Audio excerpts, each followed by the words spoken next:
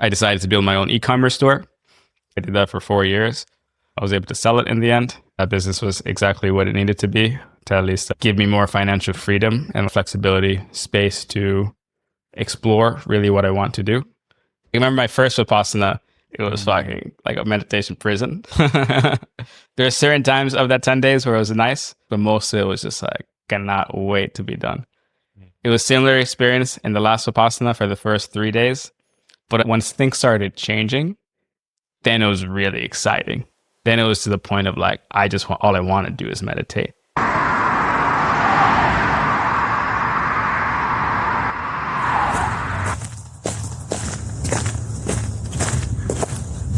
Let's start with one of these, I think, cards to start. Let's see. Hopefully it's a question I like. Because some of them I don't. Okay. What's something you wish you had handled differently? Oh, this is the one I don't like. Sure. That one, or are you good with that one? Let's do a different one because I don't really have regrets, really, per se. What part of loving yourself still feels conditional? Oh. Yeah, what comes to mind is, and like I can consciously still love myself in these situations, but subconsciously. So yeah, when I'm, for example, the past days, I do Kundalini yoga and it's focused on the solar plexus. Mm-hmm. And during Kundalini yoga, a lot of emotions can come out, like, stored trauma, all these types of things. And a few days ago, it was getting very intense. A lot of like deep emotions were coming out. Well, funny little story before that. I think the day before that happened, I was sleeping and I had a dream. And it was a weird dream. In my dream, my brother was there and we were arguing. And then we started fighting. And my brother kicked me like 3 times on my rib. And then I literally, like, never happened to me in my life, but I literally like went to attack him in the dream. And then in real life, I just like kicked and I like strained my hip. The past week, my hip has just been like a little bit injured from that. Never happened to me before. And then I met a friend recently and he does like dream analysis. Okay. And I was telling him about my dream and he asked me exactly where my brother kicked. And it was in the spleen, like right under the ribs. And he said often there's like symbols in the dream and maybe it's pointing out that there's actually some emotion there. And it was really interesting because when I did Kundalini yoga and a lot of emotion was coming out, there was so much pain in my spleen. And the deeper I was able to bring my awareness there, the deeper this like purging of, like basically pain, crying, pain, all this type of stuff was coming out. So that was very interesting. That was just like a little synchronicity that led me to go deeper into that organ of the spleen. Okay. And anyways, yeah, back to the question. When I'm feeling very, like during those times when emotions are coming up, like things are raw, I feel more vulnerable. Like, it's like these wounds are just like open. And during those times, I'm much less wanting to talk to people and basically be seen when I'm in that vulnerable state. And yeah, I definitely notice it's during those times when I feel more vulnerable is the times I don't want to be seen because I have this fear of like other people seeing me when I'm not in my best state, in my like most, energized, joyous state. And then yes, during those times that I like, when I'm aware of that, I consciously like bring in the parent, like inner child therapy, like the parent that's loving that inner child that's wounded and just consciously giving myself love. But yeah, that's what comes to mind.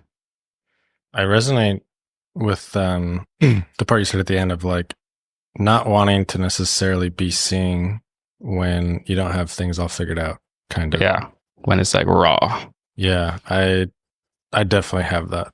I don't know. For me, I think it comes from a place of like, I have high standards for myself, I think, in a way, and I did it with this podcast, somewhat with my new business, so I try to get a little bit ahead of it because my natural tendency is to better myself and like increase the quality to like, okay, this is like, now I'm proud of this. Mm-hmm. But of course, on the other side, like with the podcast, it was a couple months of figuring everything out and like making sure it was to this level before I actually produced it. Mm-hmm. And so I just launched like my business last week. And so to try to get ahead of that, I was like, okay, I'm going to give myself 1 month and like whatever I can build. And at that point, I'm going to, I'm just going to launch. Whatever's live is live. And, and Paige talking, she's like, oh, you have so much done and like it's so good. And then to me, I'm like, oh, this is super messy. It's not fully vetted and stuff.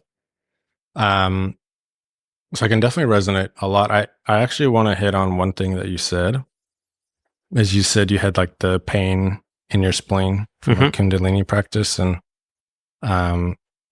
just being on the outside, like with Paige going deeper down her spirituality path, I hear a lot of it, and like different parts of the body reflect different things and stuff.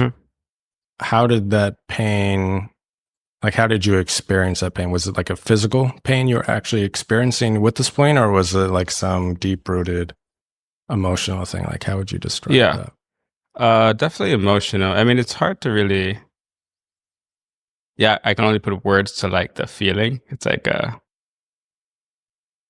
it's a feeling. I'd say, very intense, very heavy feeling. The deeper I was going into it. So a lot of times when I'm doing Kundalini yoga, like, this emotion will come up, this like feeling of sadness or something. And then like literally my body will start crying. Like not even like tears, but it's like like feels like some like this grief, like sobbing. And there's no thoughts, there's no story of, sometimes images will come up, but the idea isn't to like reprocess and like think about the situation and like, you don't really need to, in my understanding, like you don't need to understand why exactly it was there. All that needs to happen is to feel it.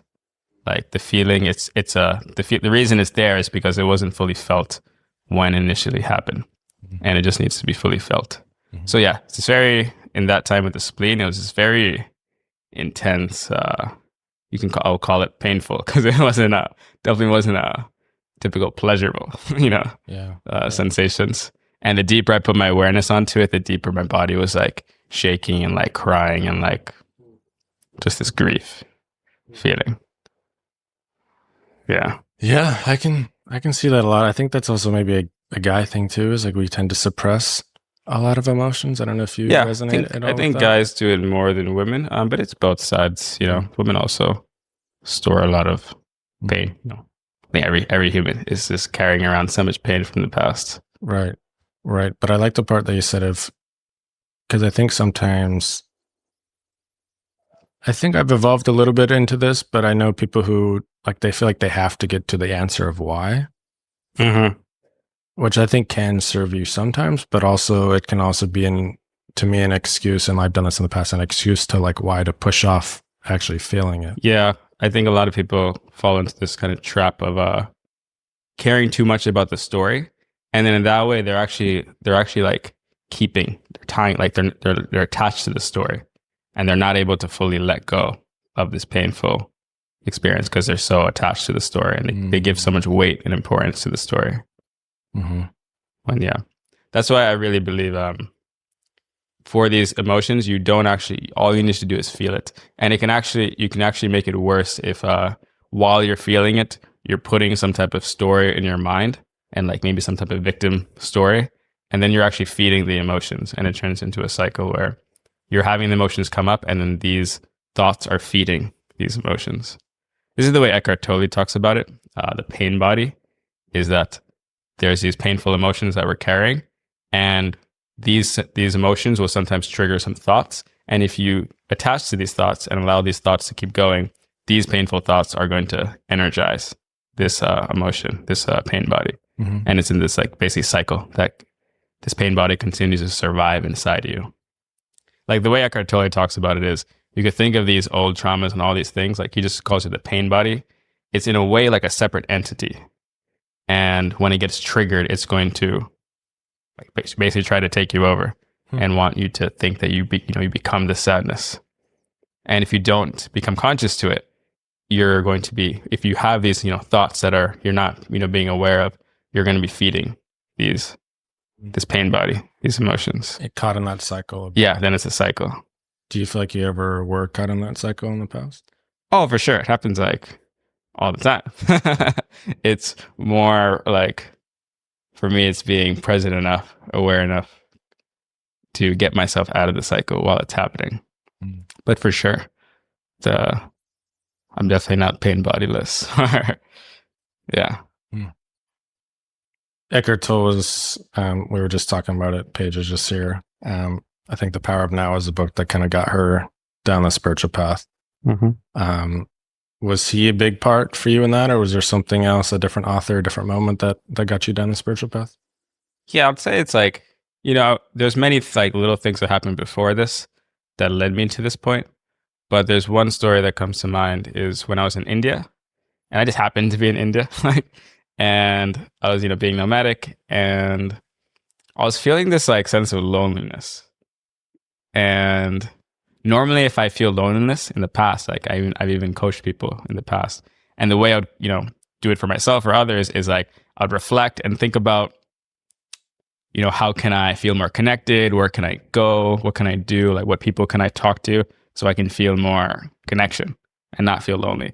But this time, I don't know, for whatever reason, I felt this calling to want to like go deeper in the loneliness and like kind of see what's like underneath it. I don't know, for whatever reason, I just felt like this. And so I decided I was just going to take a few days of just like basically solitude, of not talking to people, and just like sit with the loneliness. And during this time, I just thought maybe it would be nice to have a spiritual book or something that can also help me understand this. And then it was like the first audible suggestion was Surrender Experiment by Michael Singer. He's a really, really amazing author. And that's when I'll say that's when my spiritual journey really ramped up. Because he even talks about loneliness in the book, that it's really this just this craving, and that it's just it's the mind being loneliness. It's not. Yeah. So his entire book is essentially about just being more aware of the mind and like watching the mind, and then also trusting life, like starting to surrender into the flow. And once I started doing that, like all these things, like synchronicities started happening everywhere. And it was just like very kind of magical experience that made me just more open to the idea of, and now I would say it's one of a big principle of my life that I'd say it's a belief that this isn't, I'm not this separate being and everything is just happening randomly. I don't believe that anymore. I believe this, like, it's one consciousness, and that you can actually interact with this. It's not this is me and everything outside is separate and it's just random. It's like, I'm a part of this grander consciousness, and I can actually communicate with it and interact with it. And Surrender Experiment is what opened me up to that, because he just shares his story where he basically, when he started watching his mind and seeing how most of the time his mind is worrying about things, always commentating, and he realized it's driving him crazy, and he wanted to like find the solution of like, how do I stop this mind that's just always never satisfied? And that's what got him into meditation. And then it basically made him to just surrender, like trust life. So when opportunities or things came his way, he just went with it. And you can just see the crazy things. Like, he ended up running $1 billion company. Never because he wanted to run $1 billion company. It was only because life was presenting him these things. And then he was just like, okay, fine, I'll do it. And it was like there was like synchronicity after synchronicity, things that are just, very unexplainable, that just continue to happen in his life. And that's just what opened me up to this idea that there is this much higher intelligence that created all of life. And instead of me, because in the past I used to be so logical of needing to like figure everything out. But now I just trust intuition and trust like the guidance that life is giving me. And it's just that trusting that there is this higher intelligence that is creating all of life. And there is this flow that you can go with instead of always trying to do it your own way. Like, there is this more effortless flow that you can go with. Yeah, I don't know how we got to this part, but No, I love it. I love to see the thought process. I'm curious on one of the things you said, switching from like the logical to this like belief of something bigger. I'm very much a logical person. Excuse me. Yeah. I grew up like Catholic, and then later in the probably like teens, just stopped. Didn't go to church as much and everything like that, and haven't really been since. And I feel like at some point, I personally want to get back to some sort of spiritual belief of whether it's religion or spirituality, whatever it is. But I do find myself sometimes caught up in the logic side. I will say that, excuse me, like one of my questions I like to ask people is, where are you on the woo-woo scale? I like to say I'm like granola woo-woo. I do yoga, doing more meditation now, opening up to things I want to try, like breath work and stuff like that when we hear more deeper stuff. Paige is a bit, I would say she's woo. I don't know if she's full woo. She's getting there. Some people are woo-woo curious, right? I don't know if I'm to that level yet. But I do see like manifestation has been a really big part of my life. The three biggest things for me in my life has all come from manifesting, right? Nice. And to seeing this thing that I want to bring in, taking steps to get there. And then, like you said, all these synchronicities start to happen on the path that you can just, oh, wow, like this is going towards it. So I appreciate you opening up about that. Do you think nomading opened you up to a lot of that? I mean, you started with the loneliness, and I think that's, if you've nomaded and solo traveled, solo nomaded, at some point you're going to experience loneliness. I definitely did for a while. So I'm curious, like on the nomad path for you. First, maybe how did your nomad path start? Maybe we start there. Yeah. With the nomad path, I think I started 6 or 7 years ago. And I'd say a couple things, but the main two things was, one, I didn't even know what this whole nomadic thing was until I saw a Forbes article. Okay. And it was basically saying that this guy who was doing digital marketing, which is the same job I was doing, he was traveling the world and being a digital nomad. And it was the first time I heard the word digital nomad. And I was like, oh shit, I'm doing the same job. Like I can be doing the same exact thing. So that's when I made it a goal, basically, to be a nomad. And were you a digital marketer at a company? Yeah, I was working at an agency in New York City, doing paid advertising. And basically within 2 months, I was able to find some freelance clients and, replace my current income. So I was able to travel. And I'd say the other bigger thing was, whenever I've thought about travel or I've heard other people talk about it, they just said it's an amazing way to grow. And at the time, like probably even still now, like growth was my biggest value. And I just had this idea that if I travel, I'm just going to grow so much faster. So yeah, that's what true. Well, it's impossible to see the alternative of what wouldn't have happened. But for sure, it definitely forced me to grow. It made me, go into uncertainty. For sure. Yeah. And so it sounds like, was that your first time working for yourself? Essentially. Like I've tried some startup stuff with business stuff on the side before, but it was the first time it was my main source of income, I'd say. And so it sounds like a little bit like nomading was somewhat of the reason to become like an entrepreneur and start your own businesses in ways. No, I'd say that started I'd say one big thing that started, a lot of my journey was, maybe like 10 years ago. It was like in my junior year of college. I was basically very depressed. I had a lot of social anxiety, and that was kind of controlling my life. And basically that summer, long story short, that summer I just got really into self-growth and started taking programs by like psychologists. I wanted to understand the mind. And at that point, it was all just about the mind. It wasn't about spirituality at all.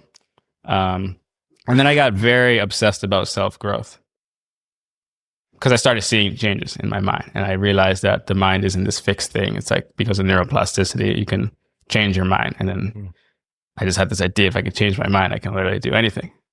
So that just really inspired me to get into self-growth. Pretty soon after that, I read the book 0 to 1 by Peter Thiel. And that just got me into the idea of like startups and business. And I was always into like, I guess like entrepreneurship or sales or being scrappy, like even in my childhood. But that got me even more. So then I tried doing this like app idea. I was able to get it made, but I couldn't market it at all. So then I was like, yeah, so it didn't work. And then I realized I suck at marketing. And at the time I was working in accounting.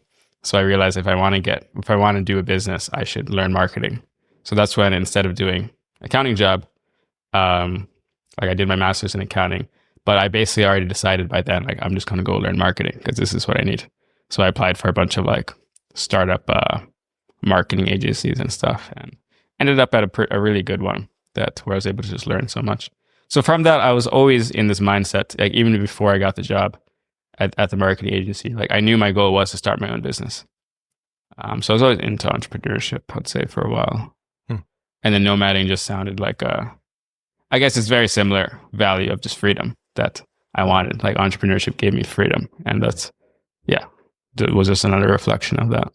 And how did you progress in the entrepreneur journey? Because I think you have like multiple businesses active right now, or? I decided to build my own e-commerce store because at the time when I was working at the marketing agency, I was helping clients in e-commerce with Shopify stores. So I got pretty experienced there. I started my own store. Kind of long story how it got there, but yeah, started my own store. It was called Athletes Gift Shop. Basically, you sell personalized gifts for young athletes in America. Yeah, that did well. Like I did that for 4 years. I was able to sell it in the end. And basically by selling it, I was kind of, the goal was I wanted to sell it for an amount where if I just get interest on the money, like it would be enough for me to survive. So yeah, I was able to sell it about, I think 2 years ago now. And did you hit that goal? Yeah, with that business, I was able to, yeah, as far as money-wise, it was great. Passion-wise, it wasn't, like I was selling to sports moms and grandmas, not exactly my audience that I resonate with. So I always knew like, so that was, but it was perfect. That business was exactly what it needed to be to at least give me more financial freedom and like flexibility so that I can spend my next time like working on a business that I was like, was truly aligned and I was passionate about, which you don't necessarily need to sell a business in order to get to that. Like I know some people who've just started a business and boom, it's aligned. So I feel like the end goal is to work on something that is aligned. But at least by selling that business, I had like time where I didn't have pressure of like, oh, I need to, this new business that's aligned, like it needs to start making money right away. Because I think that's where a lot of people, it no longer becomes aligned for them because they're pressured by they need to make money right away. So with this business, I had a lot of that flexibility, space to explore really what I want to do. But ultimately, I knew it's going to be something where, I guess another principle of mine is like, I believe the more you let go of everything you're not, and you become this like pure form of consciousness, you can say, you naturally want to contribute to the whole. It's like, I've always I think I've heard it from like Buddha and other people, like the most fulfilling life is a life of service where you're serving the collective and not just, only worrying about yourself. And yeah, ultimately this business is what I want this to be, purely of service, of just helping the collective consciousness. With the Connection Lab? Yeah. So for those that don't know, we pulled a card from the Connection Lab to start the interview, but can you talk a little bit about maybe what that is and like the mission there? Yeah. So the overall mission is to help people feel deeply connected to themselves, and through that, enable connection with the rest of humans. The card game is one form of that. And maybe first I can say kind of another, how I view the world is, and I haven't, this is the reason I'm going for 21 days Vipassana, is to really see it more clearly. but at least what I believe right now, from all the enlightened teachers that I listen to, is that I feel like a core thing of humans is we're all seeking for this. Maybe a better way to say it is like we come into the human world and we feel this separation when actually before we were in the human world, we were just feeling one with everything and that feeling that wholeness. And when you come into the human world, there's this illusion of separateness that I'm a separate being and here's the world. Like this is me, this is the world out there, and I'm a separate thing and I could die. And when I die, like my existence is gone. And, you know, in yogic tradition or Sanskrit, they call this Maya, like the illusion. And this is, you can say like God, consciousness, whatever you call it, is like putting the illusion on itself of not realizing what it actually is. So there's this illusion that you come into the world that you're a separate being. And that's just some people call it a veil or an illusion. And this illusion immediately creates this separateness, this feeling of I'm not enough, I'm not whole. And there's this constant seeking as a human of whether you call it happiness, fulfillment, whatever it is, of wholeness. And I think every human being is on this journey of like everything they do is ultimately because they think it's going to bring them some feeling of wholeness or more wholeness. And a lot of times that turns into addiction, desires, human connections can temporarily give that feeling of, you know, that wholeness.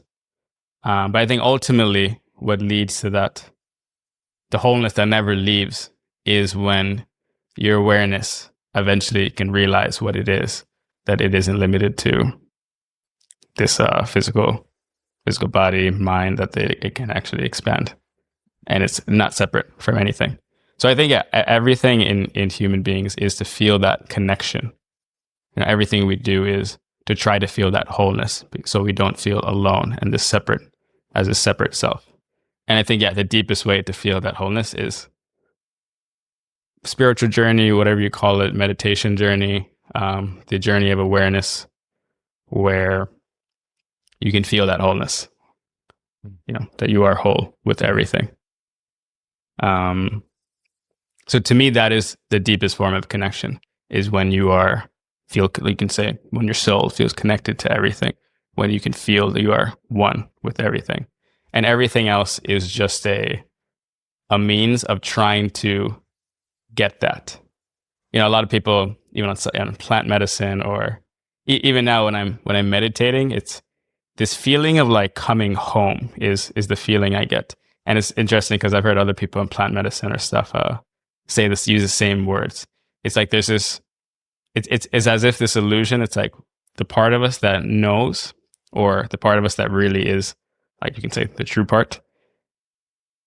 It just like forgets that that it is one with everything, and it has this like illusion. So it's kind of like the coming home process is the way I think of it. And what about where do you think connection with others like comes into that view of connection as well? Because you talked about connection, kind of what's your deeper self. Yeah. So I'd say, ultimately, what we're all looking for is that feeling of connection, wholeness.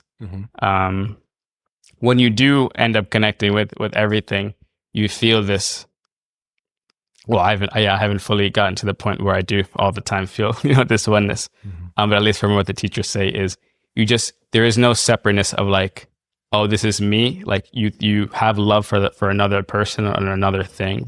Everything is just love, this feeling of love. So I think all of the deepest, like the most healthiest connection you can have would be coming from this place of I'm already fully whole.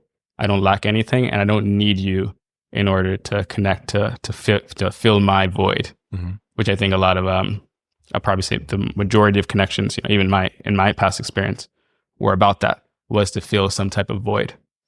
But the deeper, I think the healthier connections come when we can actually nourish ourselves and feel this at most, as much wholeness as we can within ourselves. So Connection Lab is all about getting people to feel more, that deeper connection. Ultimately, I want people to ultimately go up to of feeling that wholeness with everything. With these question cards, at least get people to bring more awareness about themselves, because it makes them reflect, makes them question things. And it will also make them connect with other human beings, which I think is super healthy for us. I think as humans, as the human part of us, we do need or crave human connection, and it's very healthy. Yeah, it sounds like, if you're asking the question to somebody else and you both answer it, it's obviously the connection with others.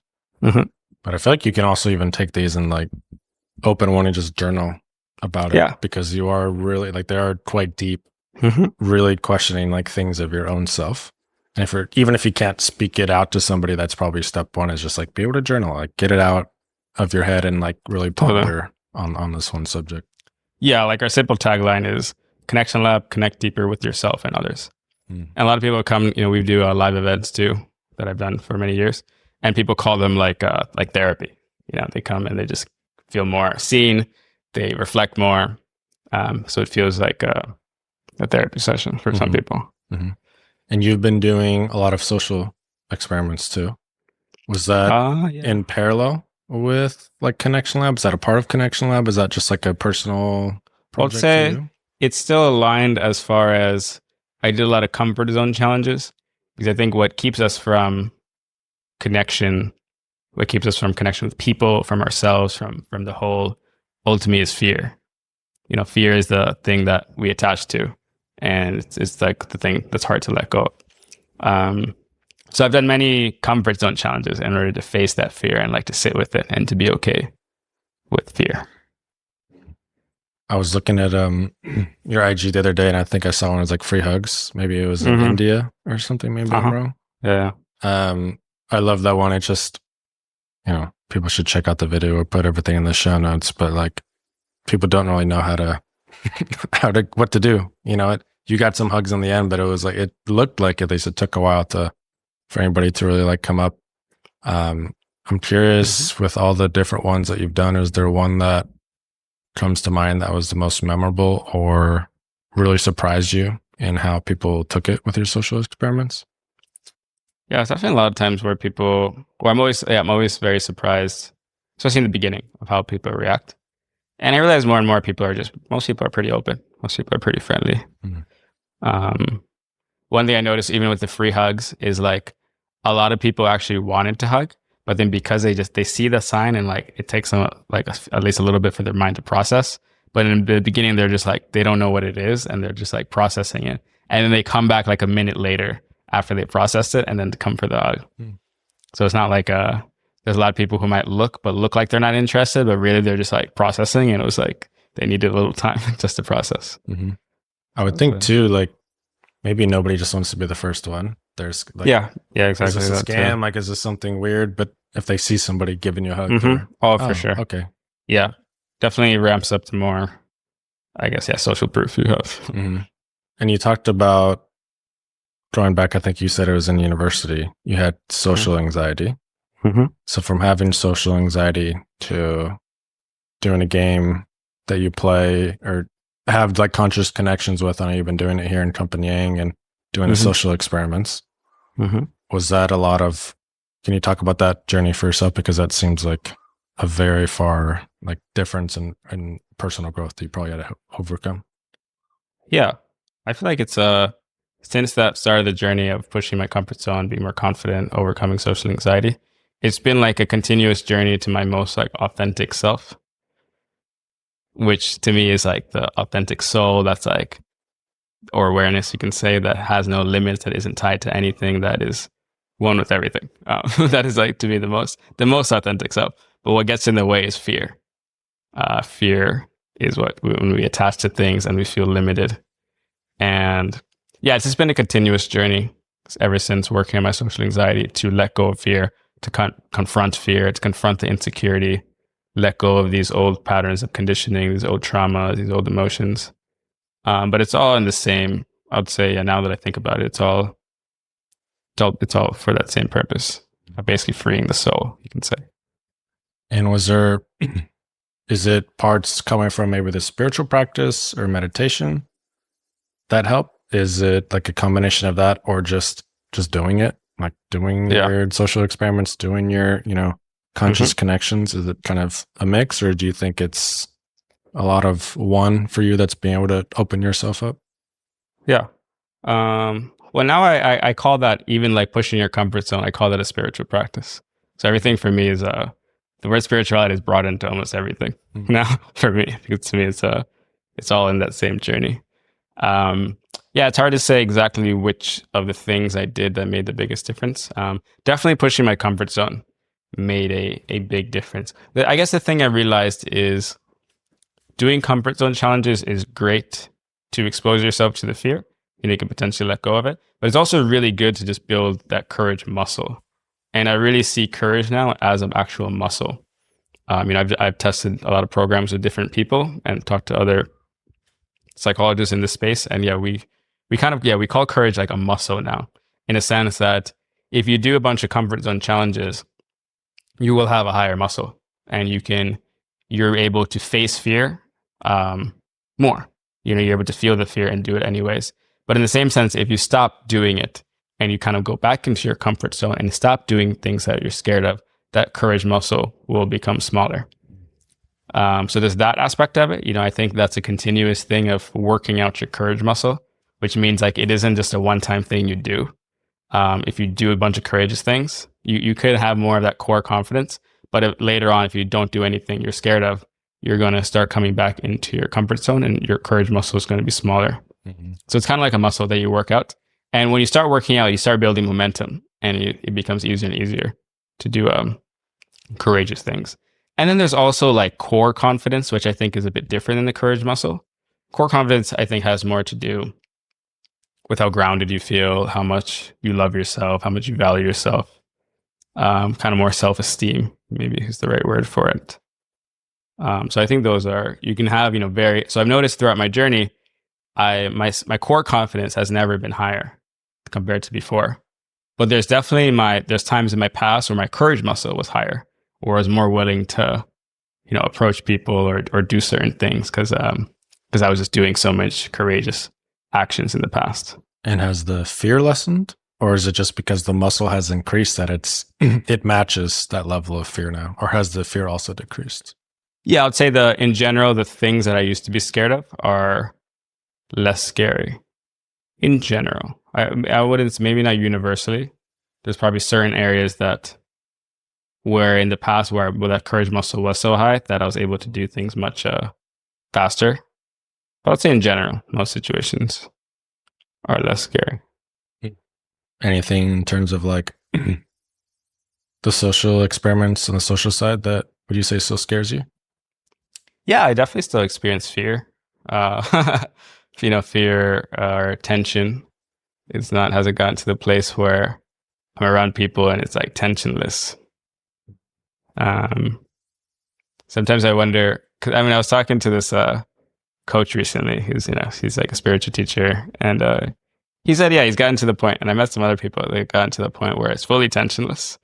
I feel like I've been undergoing that journey, but haven't. I don't want to put expectations on it, but I think it's possible.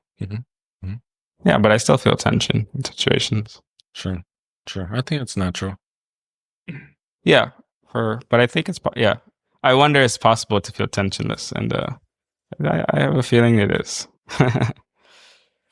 I feel like it could be. I also wonder if it's one of those things where it's a constant journey towards, right.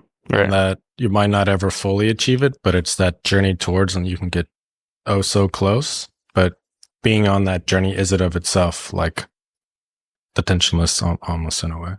Yeah, I guess. Yeah, I think it becomes less and less tension the more we let go.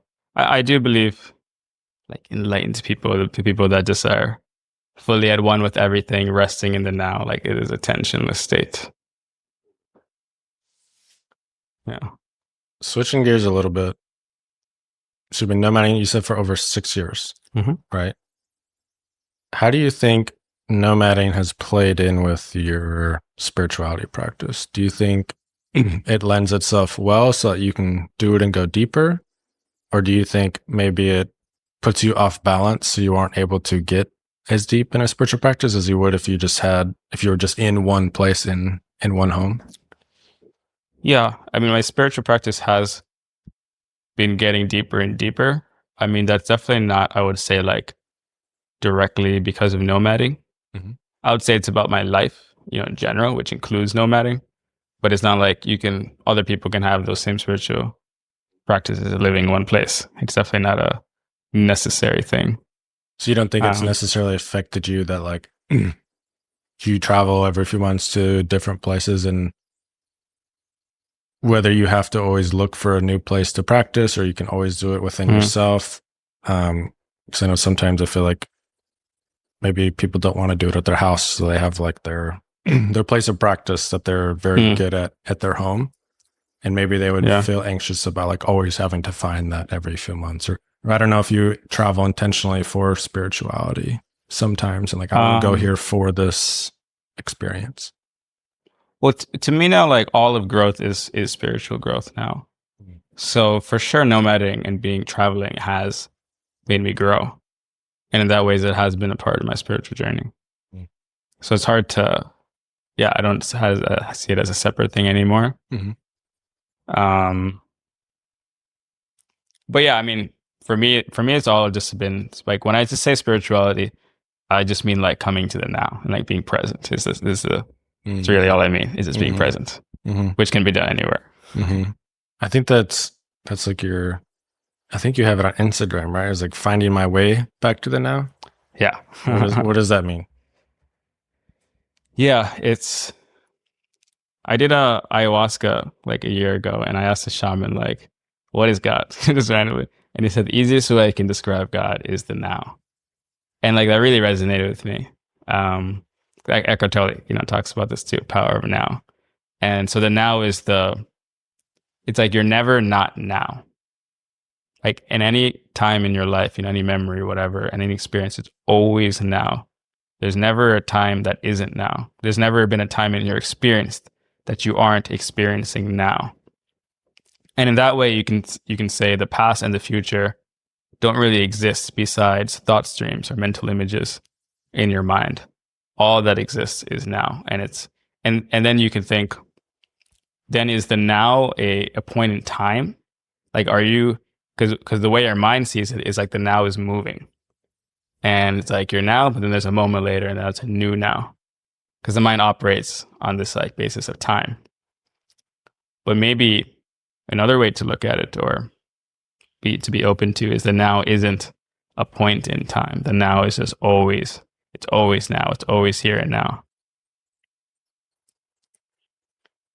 Like your experience is always now. Like the objects of what you're looking at can change, but your experience is always now. And what I'm finding more and more and like directly experiencing is the now and awareness are one and the same thing. Because your awareness, that part of you that's observing, is always now. It's always there. It's always present. And coming to the now just means letting go of these things that awareness is tied to and just resting more and more just as that pure form of awareness. In other words, coming deeper and deeper into the now. Yeah, I don't know if hopefully I explained that enough. I'm there with you. So Paige is, like I said, really going down like the yoga philosophy and stuff like that.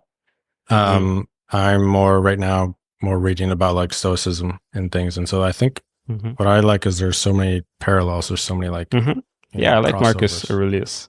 Yeah. He talks about the now, exactly. The soul. I think when he talks about like taking refuge in this as a soul, like taking periods, it just means coming now. Yeah.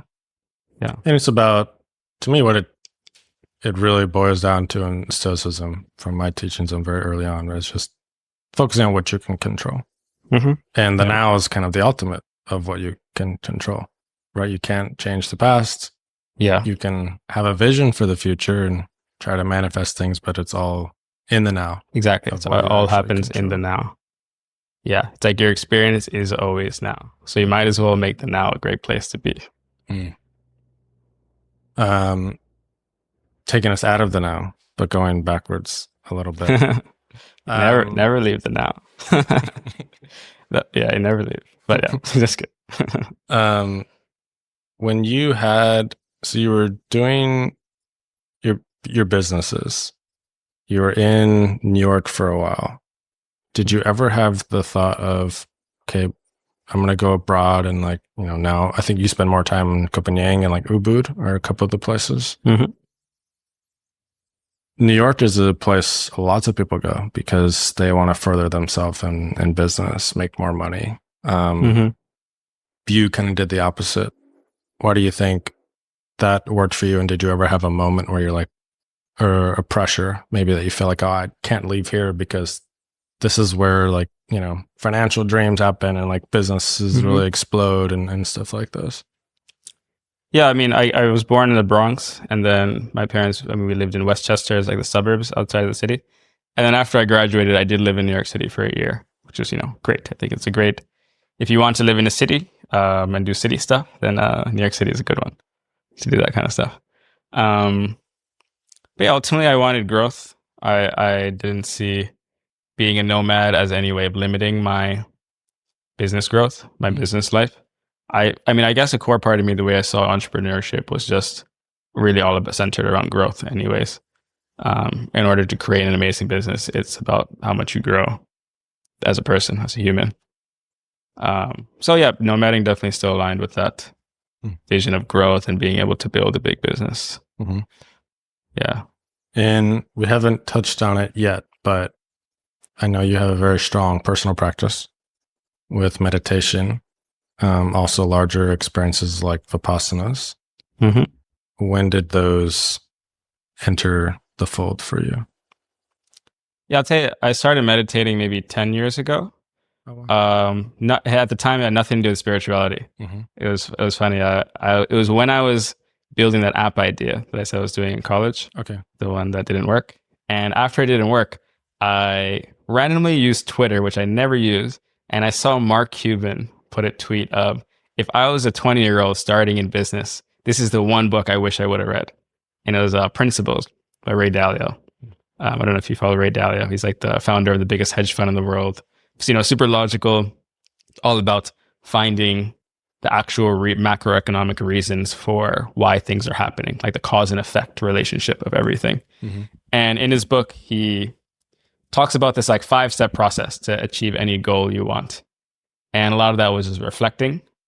And as part of that, it's about being aware. Like he says, a big reason we don't achieve things, we don't make good decisions is because our ego is in our way and we don't have the awareness to see past the ego. And in that way, he really talks about meditation as a great tool to be able to stay, grounded, to be able to, when the ego is like activating, for it to not take you over, so you can still make rational, good decisions. It's a big part of his company, Bridgewater, is to stay, not being taken over by the ego. So yeah, he talked about meditation. So I purely did meditation as a reason to be more grounded. It's good for the mind. Like there's brain studies that show how meditation works. Makes you more calm, makes you make better decisions, less anxiety, all that, all the scientifically proven stuff. So that's what started me down the journey of meditation, which really, especially as Ray Dalio says, like we need to be very, very aware of our ego. And I didn't really know it at the time, but when I was starting doing that, I was doing this spiritual practice of meditation, of watching the ego and seeing how it operates, like watching the mind, like being the observer. So I did it without even the intention of spirituality. It was purely from a more scientific way and the health benefits you experience from meditation. But throughout time, my spiritual journey opened up and I started seeing synchronicities. I became more open to the idea that of, God, whatever you want to say, or something that things aren't just completely random, that there is actually something deeper behind it. But I would say all of my spiritual practices, like Kundalini yoga, whatever you call it, is ultimately it's all about just coming to the now. Like there's really nothing else you need besides being present. I think that's really all it comes down to, is just being present. Which is very simple to say, but very hard to do. Yeah, because the mind, we want to, our awareness attaches to things. And I find more often it's just like forgetting to be present. And then when I remember, it's like, okay, then then I become present again until I lose myself and get lost into the next thing. But it's like every time you come back to the present, you are making your presence a bit stronger so that it's harder for things for you to, to get pulled by things. Like in the Stoic way, you don't want to be so emotionally attached. Like something happens, you want to just be able to observe it. Whatever happens, happens. You don't need to fulfill the craving or get pulled by the craving. And that's what practices like meditation allow you to do, is to rest as an awareness of the observer and not getting sucked into the craving or the desire or the drama that the mind is trying to pull you into. Yeah. I've always, a lot of people have said like I'm a pretty present person, and I really try to be. The podcast helps because it's just like doing it in person. It's us, like we're locked in with the headphones. We're here for an hour, like having a deep chat. I would say a couple of things. One is lately with entrepreneurship, and more so than I ever was before. I almost feel like I'm ADD because I have all these ideas in my head at all times, and I'm at dinner with Paige and I'm just like spacing because I'm thinking about this different idea I want to implement tomorrow or something.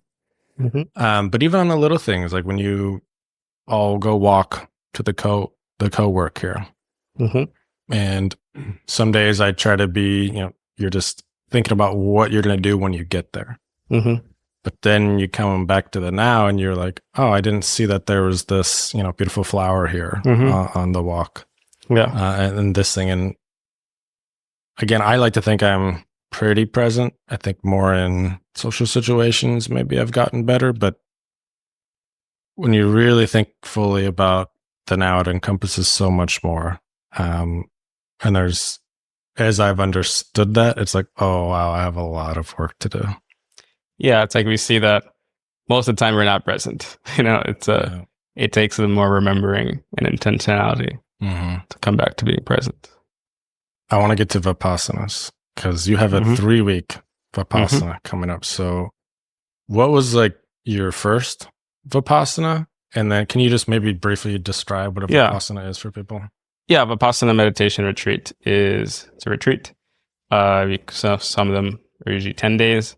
You come, no phone allowed, no speaking, even like eye contact with other participants is not recommended. So it's basically just you and yourself for 10 days meditating.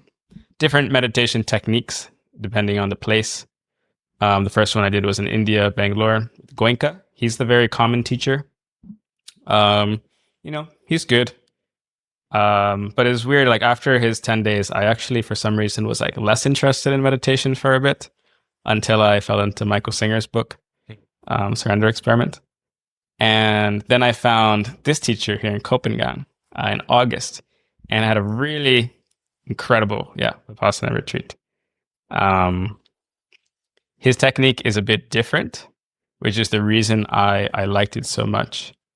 And maybe I could just quickly explain like the difference is in a lot of meditation, the way people teach is they teach mindfulness.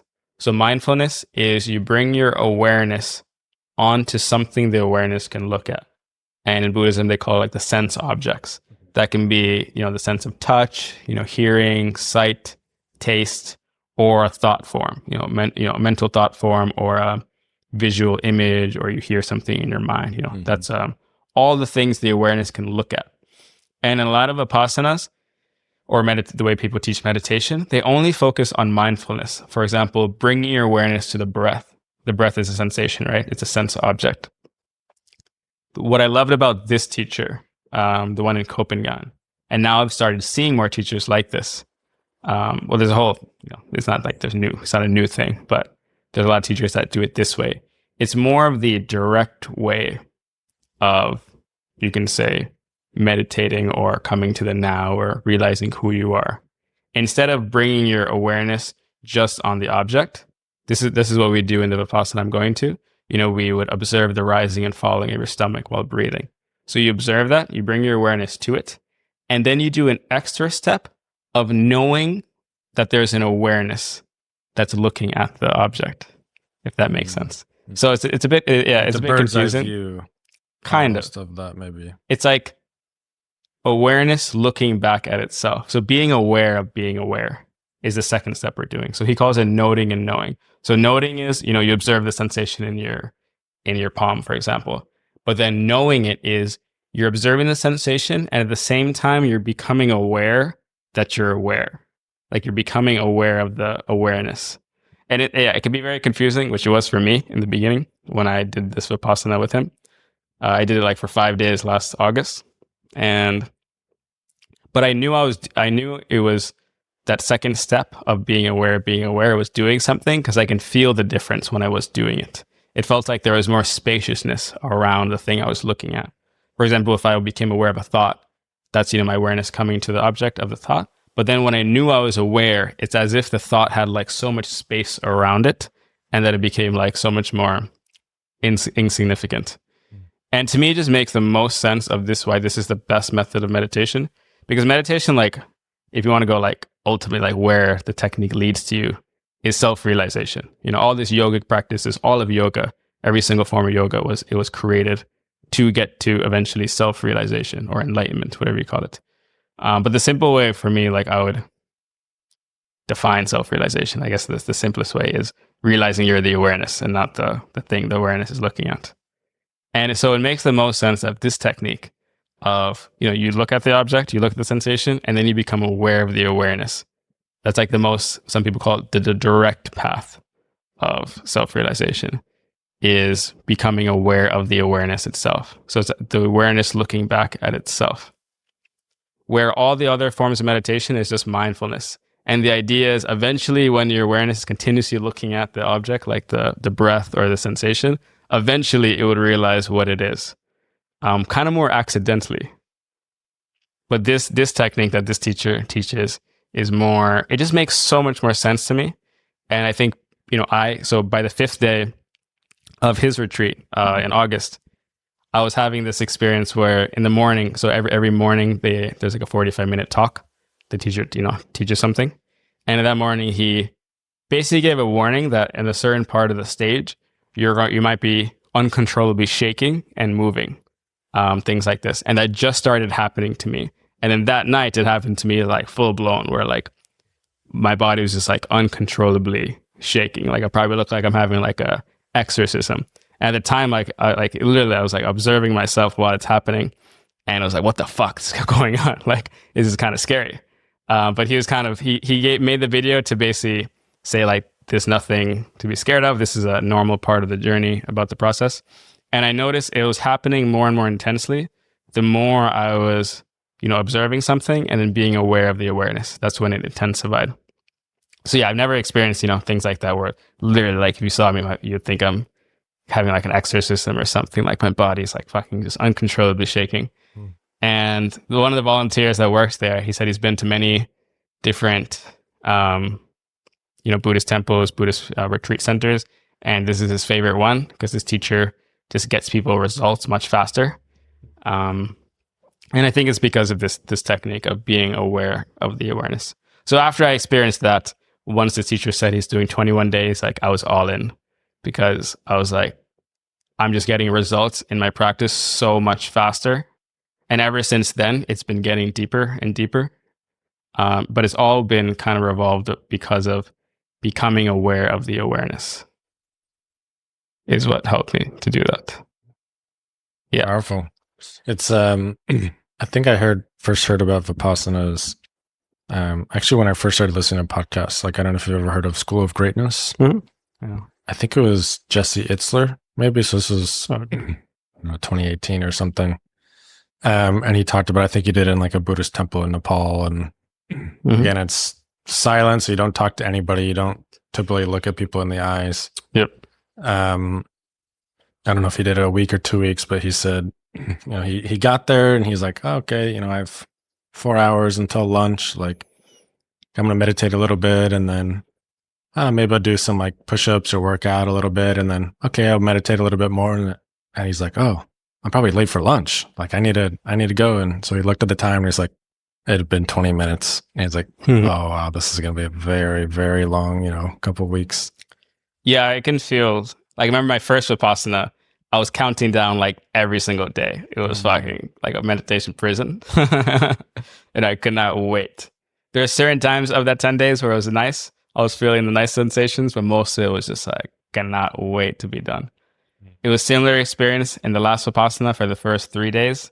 But once things started changing, then it was really exciting. Then it was to the point of like, all I want to do is meditate. Like things are changing and things are getting like very exciting. Trippy in a way too, but very exciting. It no longer becomes, at least for me, this push to have to go sit. It's like this deep curiosity of wanting to go deeper. It's very cool. I have it on my list to do one day. I'm very interested to hear back from you after if you these do 3 it, weeks. I can highly recommend this teacher. Okay, perfect. He's amazing. Alex, I appreciate you coming on, man. Appreciate how willing you are to get deep, to get vulnerable. I love the Connection Lab, and like I was telling you, I was traveling with actually a similar type of game for a while. I love stuff like this because, especially as nomads, we just have surface level conversations constantly, and this really cuts like a lot of that out, and you can get very deep very quickly, as well as really finding out about yourself. And so I appreciate you building it, coming on, sharing it, and being vulnerable. Where's the best place for people to follow you, to follow the journey, the Connection Lab? Yeah, Instagram would be good. At This Is Alex T, or at Connection Lab Team. Awesome. We'll put both of those in the show notes. Last question for you, Alex, is why the dirt path? So we've laid out a ton of what I would consider you're on the dirt path in many things. I mean, you're a serial entrepreneur, you're a nomad, you're doing all these social experiments, going down, the spiritual practice and Vipassana, like a 3-week Vipassana. A lot of things that to the average person, probably, people that back in New York, I don't know if they still tell you like, Alex, you are crazy. Why are you doing all of this stuff? But out of the norm, right? Why continue to take the dirt path on these parts of life?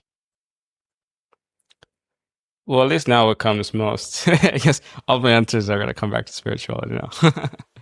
But I was saying earlier, like to me, meditation ultimately answers the question, who am I? And I've heard teachers talk about this is like the pathless path. There isn't, this is your path. This isn't a path. You cannot just follow someone else's path and get to that same, just following XYZ, get to that. Yeah, I think everybody has their own path to this, coming to this truth. But yeah, there's nothing more excited to me now of just understanding truth of reality. Yeah. And this is what I believe in my experience, and what my hopes are. Meditation will continue to bring me, is this path, you can say, of finding truth. Awesome. Alex, appreciate it, man. Thanks for coming on. Thank you so much, Grayson. Appreciate it. Thank you for listening to another episode of the Dirt Path podcast. You can find any links to support or follow today's Trailblazer in the description below. If you got this far and really liked today's episode, it would mean a lot if you could give us a 5 stars wherever you found this podcast. Subscribe and like on YouTube. And email us. Email us at thedirtpathpodcast@gmail.com to give us feedback, to give us an update of you on your own dirt path, or to send us questions, as we might be doing some Q&A episodes in the future. All right. We'll see you next time here on the Dirt Path. Saw the exit sign flash by, a whisper in the breeze said, take a chance, don't wonder why, just follow where it leads. Oh, the dirt path, it ain't easy, no map to guide the way. Slow and hard, sometimes uneasy, you stumble through the clay. No signs to tell you where you're bound, no traffic to obey. But every step on broken ground builds something great someday.